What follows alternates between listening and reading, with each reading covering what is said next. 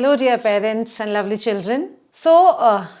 Parenting and being together in families is such a beautiful thing. So, this Sunday, we are talking about board exams. I have been flooded, my DM has been flooded with so many questions, so many queries from parents as well as children. So, आज मैं आपके board exams या exam time में आपको कैसे अपने आप को काम रखना है एज पेरेंट्स और एज द एग्ज़ाम पार्टिसिपेंट्स, इस बारे में हम बहुत सारे क्वेश्चंस का आंसर मैं करूँगी और आपसे बहुत सारी बातें करूँगी. तो आर वी रेडी? हाँ, आपको भी तो बोर्ड एग्ज़ाम फीवर नहीं हो रहा है? चलिए, तो एक ये क्लास 10 के स्टूडेंट हैं और ये पूछ रहे हैं कि मैं एग्ज़ाम के टाइम में बहुत घबरा जाती हूँ, तो ये सही है या नहीं है? अच्छा, मैं आपसे पूछती हूँ कि आज तक कभी ऐसा कोई भी है जिसको किसी फाइनल परफॉर्मेंस के समय पे या एग्ज़ाम के टाइम पे नर्वसनेस ना हुई हो? So even if you ask grand parents, your parents, सभी को एग्ज़ाम के टाइम पर या कोई भी परफॉर्मेंस, पब्लिक अपीयरेंस देते हुए घबराहट होती है. सो ये nervousness is absolutely logical, reasonable and natural. इसमें कोई घबराने की बात नहीं है. बट हाँ, मैं आपसे ये ज़रूर साझा करूँगी कि अगर आपको घबराहट हो रही है तो क्या करें. सबसे पहली बात कि जब भी आपको घबराहट होने लगे, कुछ लंबी गहरी सांसें आप लें, क्योंकि आपके इमोशंस और आपकी ब्रेथ में एक डायरेक्ट कनेक्शन है. डीप ब्रीदिंग से आपके इमोशंस रेगुलेट होते हैं. और do not forget to keep yourself hydrated. Exam के टाइम पर अपने साथ अपनी वाटर बॉटल ज़रूर लेकर जाएं. ट्रांसपेरेंट वाटर बॉटल लेके जाएं सो दैट आपको कहीं भी कोई चेकिंग में प्रॉब्लम ना हो, और थोड़ा थोड़ा वाटर सिप करते रहें. और डीप ब्रीदिंग आपको एग्ज़ाम पेपर मिलने के बाद भी एकदम से लिखना शुरू ना करें. आप पेपर को आने के से पहले भी डीप ब्रीदिंग करें, और जब आपका क्वेश्चन पेपर आपके हाथ में आता है, फिर से 3 लंबी गहरी सांसें लें, और पेपर को लिखना शुरू करने से पहले फिर 3 लंबी गहरे सांसें लें. आप जब अपनी सांसों से अपने इमोशंस को रेगुलेट करेंगे, आप ज़्यादा कॉन्फिडेंट भी फील करेंगे. I hope this helps you. अब मैं दूसरा क्वेश्चन लेती हूँ. इस बीच में एक पेरेंट का क्वेश्चन लेती हूँ. तो ये पेरेंट पूछ रहे हैं कि एग्ज़ाम के दिनों में हम अपने घर का माहौल कैसा रखें.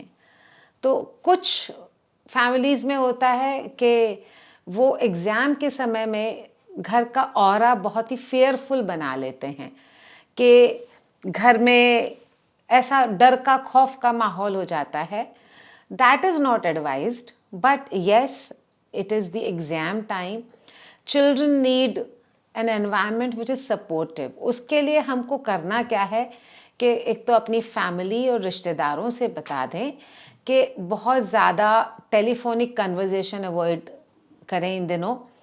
कि फ्रीक्वेंटली अगर पेरेंट्स ऑक्यूपाइड हैं फ़ोन कॉल्स करने में, तो बच्चों का भी अटेंशन डाइवर्ट होता है. टीवी की आवाज़ आप कम से कम रखें. बच्चे के पास बैठकर फ़ोन ना चलाएं, क्योंकि अगर आप बच्चे के पास बैठकर फ़ोन यूज़ करेंगे तो फ़ोन की नोटिफिकेशन, उसकी बीप बच्चे को डिस्ट्रैक्ट करेगी. खुद भी अवॉइड करें सोशल मीडिया का इस्तेमाल. पर ऐसा भी नहीं हो कि आपके घर में ऐसा माहौल हो कि कोई बोलेगा नहीं, तो थोड़ा सा लाइटर माहौल भी रखें. इन बिटवीन बच्चे से बात करें, कुछ जोक्स भी आप क्रैक करें. हल्का फुल्का आप बच्चे के साथ गेम खेल सकते हैं, इंडोर गेम खेल सकते हैं. और अगर पूरी फैमिली मिलकर 10 मिनट का कुछ फिजिकल एक्टिविटी एक साथ करती है, गेम खेलते हैं या आप एक्सरसाइज भी करते हैं, that is also really very helpful.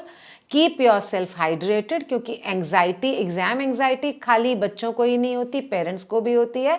So both the parents as well as the children, the board exams participants must keep themselves well hydrated. Roughage वाला फूड खाएं, सैलड्स, फ्रूट्स ज़रूर खाएं, बच्चे को भी खिलाएं, और घर का माहौल खुशनुमा बनाए रखें.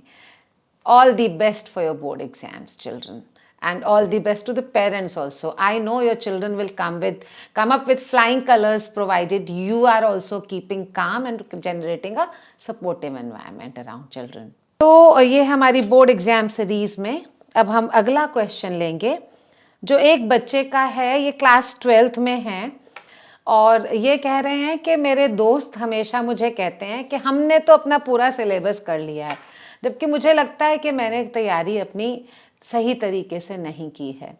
तो ये मैं कैसे हैंडल करूं? तो मैं एक बात बताना चाहूँगी बच्चों आपको, ये जो आपके फ्रेंड्स कहते हैं उस पर आप पूरी तरह से ना जाएं।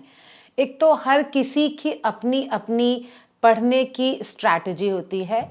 कुछ लोग पूरे साल कंसिस्टेंटली तैयारी करते हैं, हो सकता है उनकी तैयारी आपसे थोड़ा बेहतर हो, परंतु ऐसा भी होता है कि कई बार दोस्त आपको थोड़ा सा डराने के लिए भी कह सकते हैं कि हमारी पूरी तैयारी हो गई, आपकी नहीं। आप खुद पर विश्वास रखें एंड यकीनन जो एग्ज़ाम के वाले दिनों में आपका परफॉर्मेंस लेवल फार हायर होता है, आपकी कंसंट्रेशन फोकस ज़्यादा होता है और आप बहुत बेहतर कर सकते हैं। इधर उधर की किसी बात पर ध्यान न दें, अपना पूरा सिलेबस का प्लान आप बना कर रखें कि हर एग्ज़ाम के बीच में कितनी छुट्टियां हैं, एक एग्ज़ाम के बाद दूसरे में आपको अपना रिवीजन कैसे करना है, अपने इम्पॉर्टेंट पॉइंट्स के नोट्स आपने बनाए होंगे, माइंड मैप्स बनाए होंगे, कुछ हाइलाइट्स किए होंगे, उनको अपने बीच में रिवाइज कर लें। हर 40 मिनट के बाद 10 मिनट का ब्रेक लें, हाइड्रेटेड रखें, लंबी गहरी सांसें लें और खुद पर भरोसा विश्वास बनाए रखें। और दोस्तों को जब भी कोई आपसे बोले कि मेरी तो पूरी तैयारी हो गई है, आप भी कॉन्फिडेंस से बोलिए हाँ मैंने भी कर ली है। कभी किसी भी इधर उधर की बातों पे ध्यान देकर अपना कॉन्फिडेंस लूज ना करें, because it is you who will be appearing for your exam. All the best dear children, I am sure you will come up with flying colours. All the best. एक और question में parent का लेती हूँ। ये parent कह रहे हैं कि मुझे लगता है कि मैं अपने बच्चे पर अनजाने में ही, हालांकि मैं चाहती हूँ कि मेरा बच्चा बोर्ड एग्ज़ाम्स में अच्छा करे और मैं उसके लिए बहुत सी तैयारियां भी मैंने की हैं, और पर मुझे कई बार लगता है कि कहीं मैं अपने बच्चे पर अनजाने में बहुत बहुत ज़्यादा दबाव तो नहीं बना रही हूँ। So I really appreciate you dear parent कि आप इतना अवेयर पेरेंट हैं और आप इस बात को लेकर बहुत ही अलर्ट हैं कि कहाँ आपका जो सपोर्ट सिस्टम है वो एक प्रेशर या एक स्ट्रेस फैक्टर के रूप में अपने बच्चे पर तो नहीं जा रहा है। तो जब भी आपको ऐसी फीलिंग हो तो आप एक नोटबुक और एक पेन ले सकते हैं और ये लिखें कि आप जब बच्चे से एग्ज़ाम के बारे में बात करते हैं आपकी क्या फीलिंग्स और इमोशंस होते हैं। क्या आप स्ट्रेस्ड फील करके बात करते हैं या आप अपने बच्चे की तैयारी में पे भरोसा रखते हैं और उसको कॉन्फिडेंस देने के लिए बात करते हैं।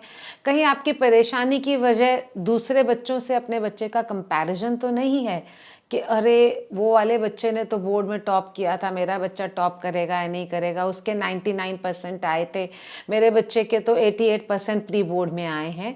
तो प्री बोर्ड और बोर्ड के रिजल्ट्स में बहुत वेरिएशन आ जाता है। किसी भी बात को लेकर एंग्जाइटी ना पैदा करें, ना खुद में और ना बच्चे में, और तसल्ली रखें, लंबी गहरी सांसें लें, हाइड्रेटेड रहें, roughage based food, salads, fruits को अपनी डाइट में ज़रूर शामिल रखें। अपना भी ख्याल उसी तरह से रखें जैसे आप अपने बोर्ड एग्ज़ाम देने वाले बच्चे का ख्याल रखते हैं। और बच्चे आपके वर्ड से ज़्यादा आपके फीलिंग्स, आपके इमोशंस पर ध्यान देते हैं जब आप उनसे एग्ज़ाम्स के बारे में बात करते हैं। तो regulate your own emotions and convey no stress to your children.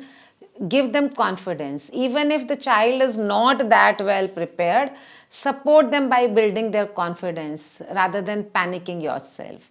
I hope it helps. I wish all lovely children the best in their exams and may you all come up with flying colors. So all the parents, all the children, anytime you're facing any difficulty while preparing for exams, reach out to me, parenting coach Soma Singh. You can write to me through my direct message on my Instagram profile.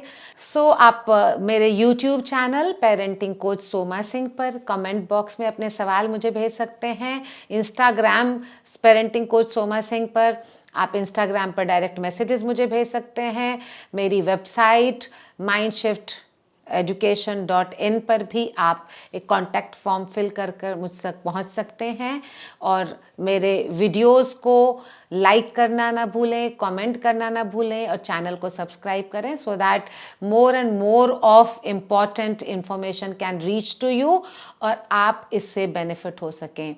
I would always wish families to be harmonious, happy, joyful, blissful. All the best for your exams. Excel, come up with flying colors, and come back to me as to how do you do it, your exams.